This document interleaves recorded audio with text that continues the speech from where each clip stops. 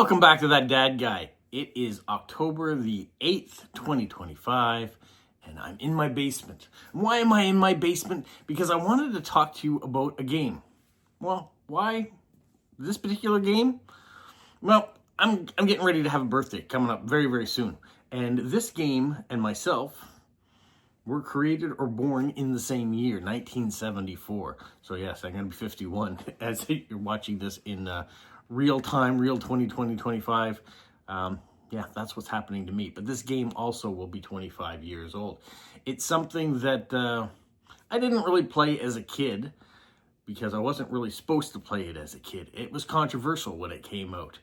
And so I played some other things that were kind of like it, that had that feel of what it was. And so I wanted to talk to you about that today. So make sure you like, you subscribe, you leave positive comments, you share with other people, you put the notification bell on, and you hype the video if you can. What am I talking about today? I'm talking about Dungeons and Dragons. In 1974, Dungeons and Dragons came out. Two gentlemen came up with the idea about this fantasy world and a way that you could get together and use your imagination. And yeah, those people were kind of said to be nerds or geeks. Well, you know what? 2025, it's okay to be a nerd and a geek. And those of us that were probably that way back then, probably still are today. I mean, look at me. I love Lego. I collect Lego. Does that make me a bit of a nerd and a geek? Yeah, probably. I'm okay with that, though. I wear shirts that say weird sayings out. I don't need to have the hippest clothes all the time. I don't need to drive the poshest cars.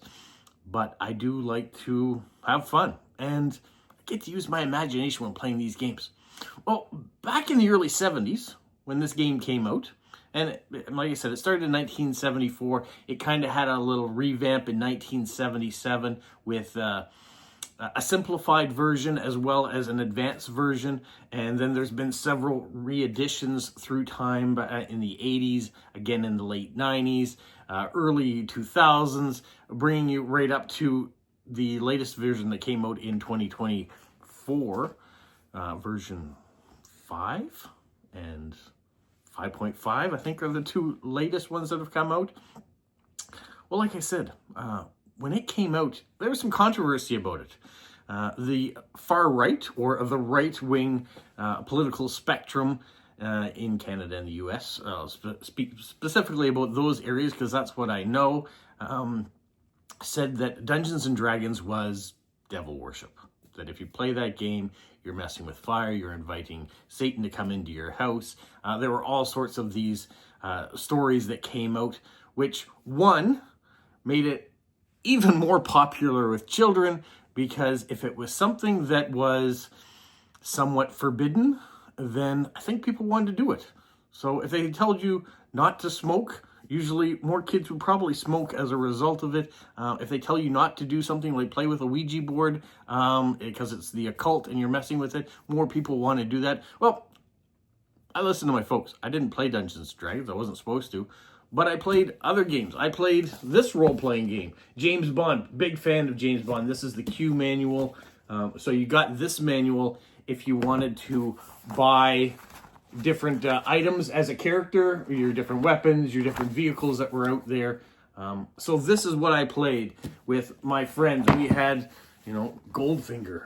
I mean, you can see how well used this is. The boxes all fall into pieces. There's probably character manuals and different things in here. Now, I was, if you want to use the term, the dungeon master when we played these games. Did I play them correctly? Probably not. Did my friends and I have fun in basements like this, in our own houses, playing them? We sure did. I came with all sorts of different stories and scenarios, a lot of it based on the movies, and some of it based on the imagination of 10 or 12-year-old boy, whatever the ages we were playing it. So we played that. We had a lot of fun with that. Also, in the late 70s, early 80s, Star Wars was a big thing. So we had Star Wars, the role-playing game, which came out with different minifigures and things as well, which are really cool. There was stuff that you could paint up. And you had little stand-up guys, because you had characters. And not only did you use your imagination, you played on a board.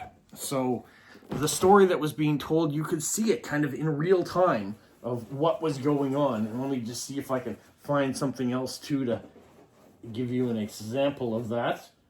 Oh, if I do have one, I may or may not. I don't right hand. But, yeah, lots of miniatures you could play with too. And I love painting all sorts of different characters. I'm not sure why I don't have those ones handy. I must have put them in another box. Anyways. So, from there, I went off to high school. I went off to university. I met my wife. And then I got reintroduced to the excitement of painting things, miniatures. This was in university. You get little pewter characters like this. I wasn't playing with them at the time. They start off like this. You put a base coat on them, you paint them, and then eventually you ink and paint, and you get characters of all sorts like this, like this. This became my hobby, just painting these guys. I wasn't using them to play the game at the time, but I was enjoying learning how to paint. And then in my early 20s, I moved to British Columbia, and with my brother-in-law and with some other friends that we had out west, we got together and we decided we were going to start playing Dungeons and Dragons. So I created a character. It was a lot of fun. He was a little halfling guy. His name was Fashy Bushwhacker. He was a rogue, which means he was the thief of our group, and he did all those little fun things, and that was the character I played out there. I continued to paint miniatures and add them into the group, and then I moved back here, and I didn't have a group to play D&D with, and I kind of forgot about it. I put it off to the side. I put away my miniatures. I put away my books. You know what? I looked at Lord of the Rings, the role-playing game, in order to paint characters. I did a bit of that, and I didn't really have the same excitement to do it because I didn't have the same group anymore to play with, to display it, to have that imagination. But last year, in a chance meeting with another friend, we were in the grocery store, we got talking to her, and she said that her husband was playing Dungeons and Dragons a couple nights a week, that he was leading the groups. And I said, well, you know, if he's ever looking for someone, let me know. I'd love to play too. And so I got a call, I got a message. I said, you want to join? So I went out and I bought a new edition player's handbook.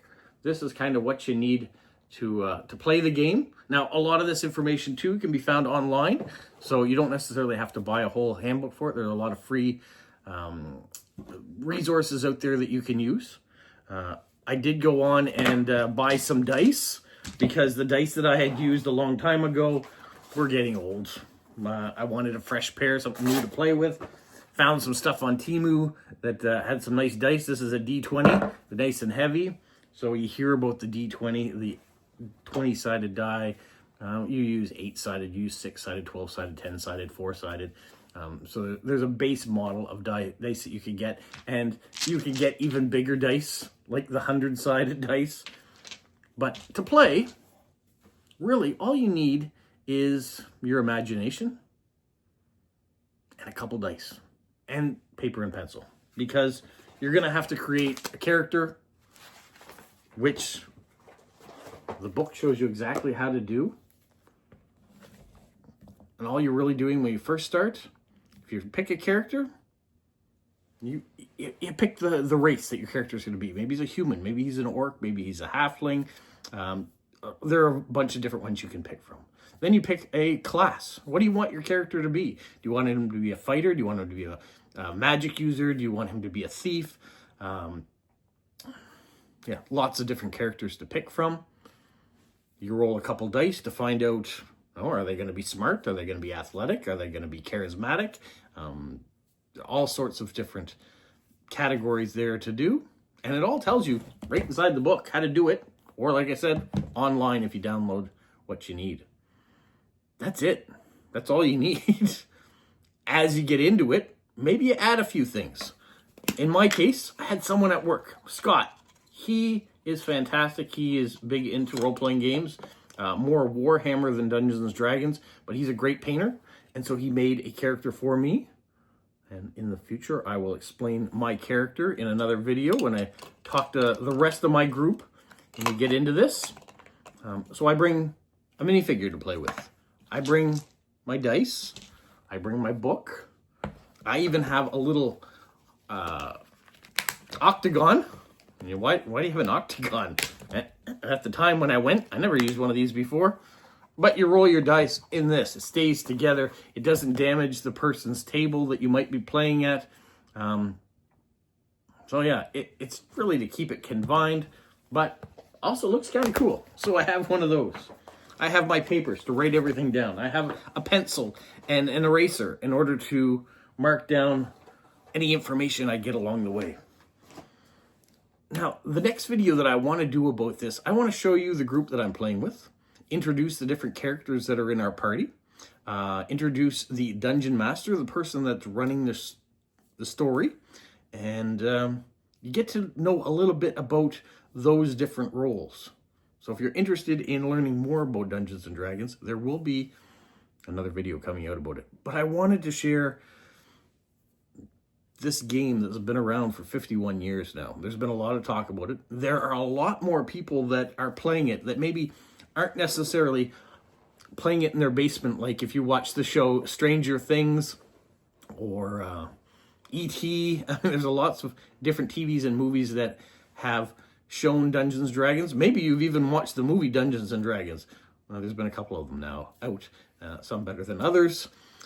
Cartoons about the show, lots of different variations have used this because it's a pop culture reference. One, it is my childhood, a reference to those children that were growing up in the 70s and 80s, big popularity there. But it has had a resurgence, and there are a lot more people that are playing it, and a lot more people that are out and open about playing it, maybe investing a lot of money into playing it too. Maybe they didn't put it into Lego. Maybe they have a special gaming table. Maybe they have tons of little miniatures and storyboard pieces that they can use to make it look a little bit more engaging. Because one, yes, you can play the game with your imagination and say, character 8 meets up with character 7, and this might happen. What do you do next? Have you ever read those books back in the time, Choose Your Own Adventure, where you get to the bottom of the page or the end of the paragraph, and if you decide to go left, you have to turn to page 87, but if you decide to go right, you turn to page 37.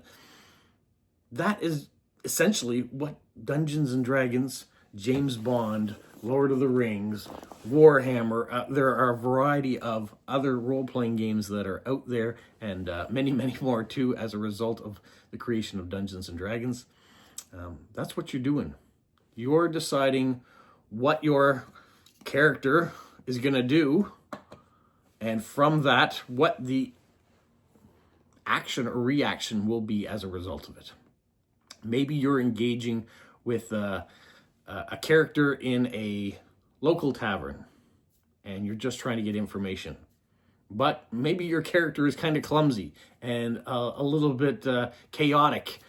Maybe it turns into a full-out brawl as a result of it, or maybe you get the information you need and nothing happens and you go off to the next quest in order to get to your destination. Because it's all about what? That story, yes, but all the different side quests that you can do. The things that kind of, you get that squirrel mentality of, this is what we're headed out to do. We're going to go save the princess. But along the way, we have to rescue the barman that was abducted because he owed money to this group. Or maybe there is a dragon that comes in, or other monsters that maybe are around. And then maybe it's not all just fantasy. I mean, it's all fantasy, but what happens in that fantasy all depends on the dungeon master you have. The story that he is basing the adventure on. Maybe it's one he or she has created themselves. or maybe it is one that's been played for a long time. These books come out with all sorts of different adventures for all these different games, and you can follow them to the letter, or you can deviate. You can put in your own spin on it too, which is kind of cool about it. There is an outcome when you follow a specific book, and that specific book can come to an end and your adventure can come to an end, or you can have it lead off into the next adventure. And so these games can go on for a long time depending on how committed you are to playing. That's Dungeons and Dragons. People ask me that all the time about what's this game really like? What do you do? It has that moniker still over it, that illusion that, oh, it's such a nerdy game, but what are you really doing? We're just living a story is what we're doing. We're having our imagination flow, and we're not really hurting anybody, which is kind of the really nice thing about this game. You sit down to a game of Monopoly, and Monopoly takes you 3 hours to play. What are you doing? You are trying to get to the end, have the most properties, and accomplish the game within that night. Well, we're doing the same thing. We've got a destination in mind. Just it doesn't get finished in a night. It doesn't get finished in a day, a week, a month. It just keeps going as long as you have the imagination and the time to commit to it. And it's all right if you miss a week, and because you've got a vacation or something to do, you're going off and having other things, you can come back to it after. You can get back into it. The others can play without you. It's more fun if you're there every week and you don't miss any of the adventure. I granted that. But as an adult who plays, every once in a while, that window that you have set aside to play this isn't open. Maybe you get sick. Maybe there is a family commitment at home. It's all right. Send a message to your group and you join them again next time. It's just that simple. So if you're still interested, finding more about this game and maybe seeing how we play it, tune in, because I'm going to show you more about Dungeons and Dragons. What, Polo? You say like, subscribe, share, and tell all your friends. Who's a good boy? Who's a good boy?